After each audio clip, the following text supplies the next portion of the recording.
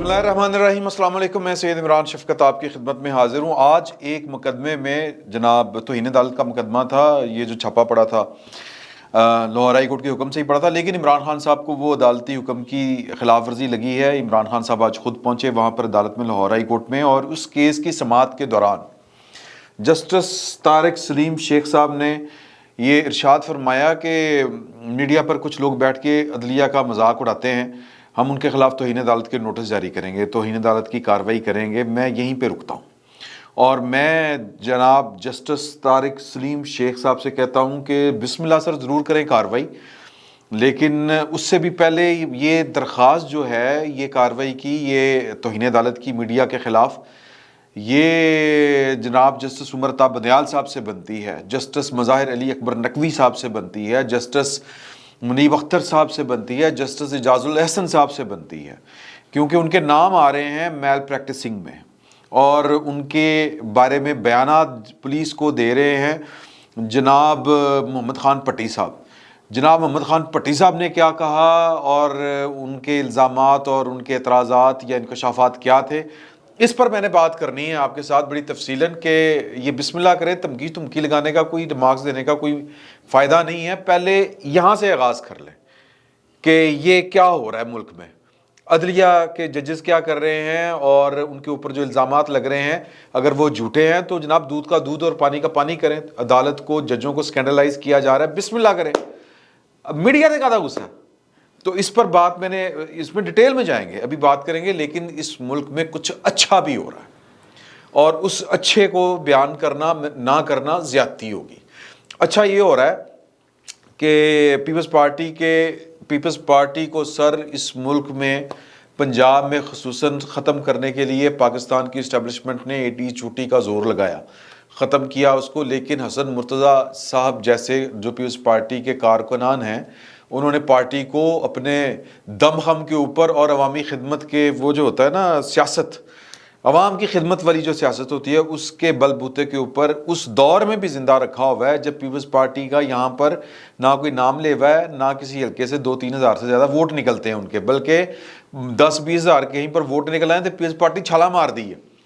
तो हसन मुर्तज़ा साहब ने एक काम किया, एक काम बिलावल भुट्टो ज़रदारी साहब का जो विजन है वो है, ये बड़ी खुश आइंद काम है, ये पाकिस्तान के अवाम के लिए अच्छा हो रहा है।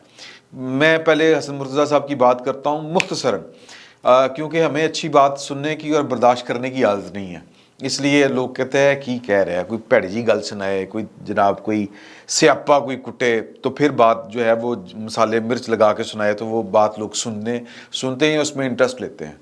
हसन मुर्तज़ा साहब के हल्के से कोई 5-7 जो बच्चे थे, वो ढोलक नवाज नहीं होते वो वाले, हनी ट्रैप में आए, कच्चे के डाकू जो है सादकाबाद घोटकी, वहाँ उन्होंने उनको बुला के अगवा कर लिया।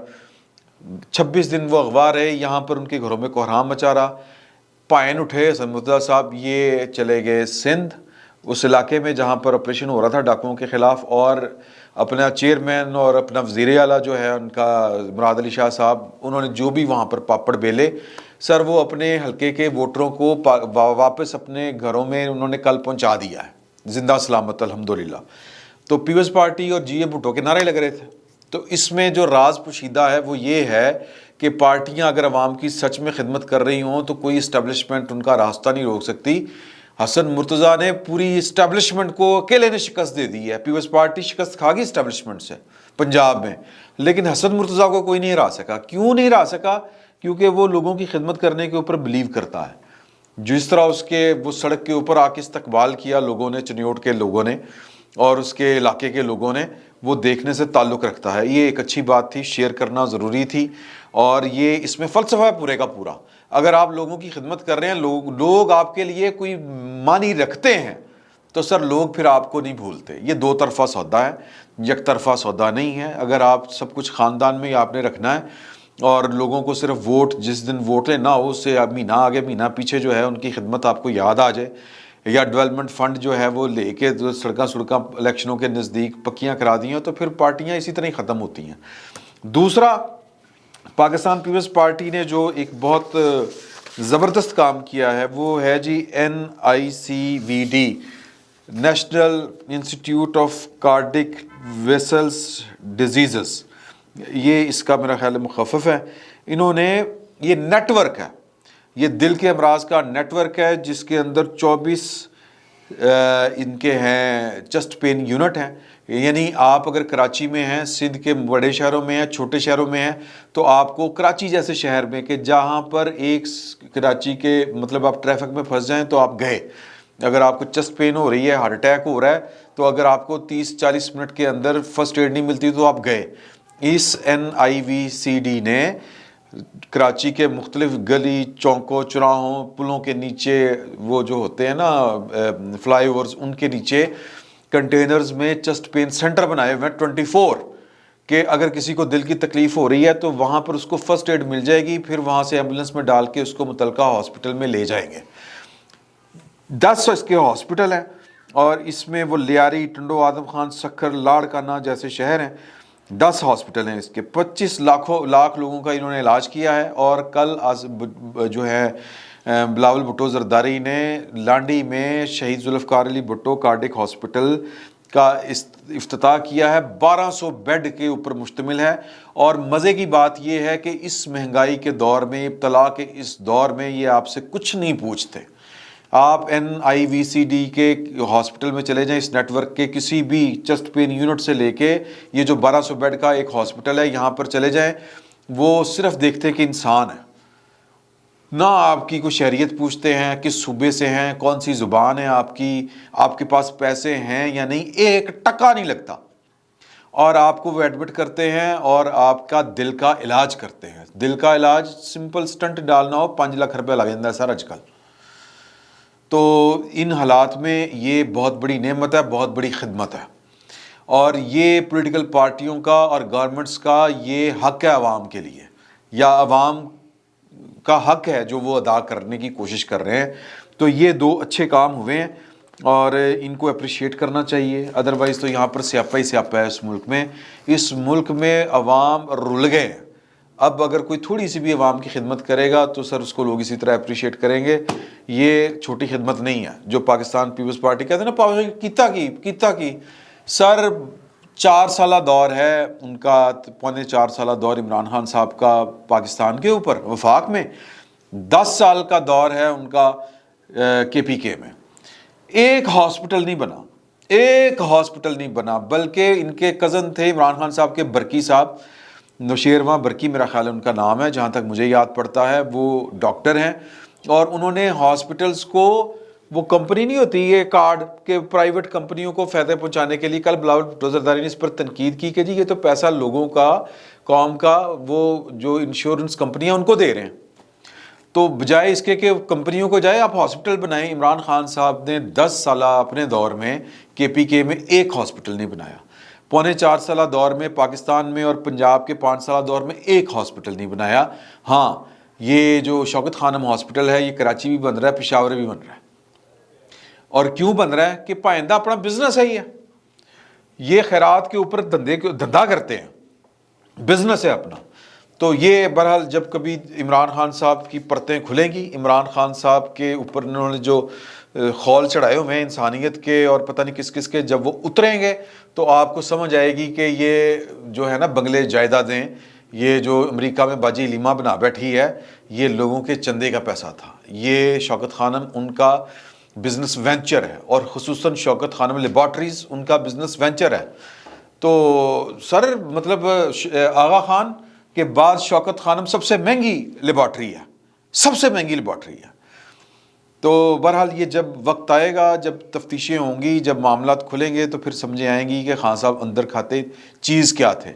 میں واپس آتا ہوں محمد خان بھٹی صاحب کی طرف. انہوں نے، آپ کو یہ نالج میں ہے کہ ان کو گرفتار کیا گیا تھا. ٹیلنگز نے آپ کو بتایا تھا جب کوئی بھی ان کی گرفتاری کو مان نہیں رہا تھا، تو پرویز الہی صاحب نے جو ڈچ کیا تھا پاکستان کی پولیٹیکل پارٹیز کو یا PDM کو یا موجودہ گورنمنٹ کو، اور وعدہ کر کے مکر گئے تھے، اس کا بھی ایک غصہ تھا. پھر پاکستان کی اسٹیبلشمنٹ کو زبان دے کے مکرے تھے، اس کا بھی بھائی لوگوں کو غصہ تھا. تو محمد خان پٹی کو گرفتار کر کے ان کی گرفتاری نہیں ڈالی گئی تھی، ان سے بیانات تفتیش ہوئی، انہوں نے بڑے بڑے انکشافات کیے. اس فقیر نے ٹیلنگز کے فورم کے اوپر آپ کو بتایا تھا کہ محمد خان پٹی صاحب نے اپنے ایک بیان میں بھائی لوگوں کو یا جو قانون نافذ کرنے والے ادارے ہیں ان کو، قانون نافذ کرنے والے ادارے، ان کو یہ بتایا تھا کہ جب شہباز شریف کے چھوٹے سے حمزہ شہباز کے دور میں جب وہ وزیر اعلیٰ تھے، معذور قسم کے وزیر اعلیٰ، تو یہ مفروری کے دن جو مونس علیہ صاحب نے کاٹے تھے وہ سپریم کورٹ کے ایک جج کے گھر کاٹے تھے۔ تو یہ ججوں کے متعلق ان کے انکشافات ہیں کہ مظاہر علی اکبر نقوی صاحب کے ساتھ ہماری لینڈ سیٹ تھی، انہوں نے ذمہ داری لی ہوئی تھی جسٹس منیب اختر اور جسٹس اعجاز الاحسن کی، وہ ان کے ساتھ مطلب وہ جو بھی ان کے معاملات تھے، نتیجہ میں ان کے کام نہیں رکتے تھے۔ کن کے کام نہیں رکتے تھے؟ پی ٹی آئی کے اور چودھری برادران کے۔ لیکن وہاں پر وہ ڈنڈی تھوڑی سی مار گئے، اور یہ ڈنڈی مروائی گئی ہے۔ میرا یہ خیال ہے کہ عمرتا بندیال صاحب کا، انہوں نے کہا کہ یہ بڑے اپ گریڈ آدمی ہیں، ہوں گے، ہمارے پاس کوئی ثبوت نہیں ہے، کیونکہ انہوں نے کوئی اس طرح کی بات نہیں کی۔ اور ویسے بھی جب اس طرح کا الزام لگتا ہے تو پہلے الزام ہوتا ہے، پھر واقعاتی شہادتیں یا شہادتیں اکٹھی کی جاتی ہیں۔ اگر شہادتیں اکٹھی ہو جائیں تو پھر ایک قانون کا مضبوط کیس بنتا ہے استغاثہ کا، پھر آپ جاتے ہیں عدالتوں میں ان ججز کے خلاف، سپریم جوڈیشل کونسل جیسے اداروں میں۔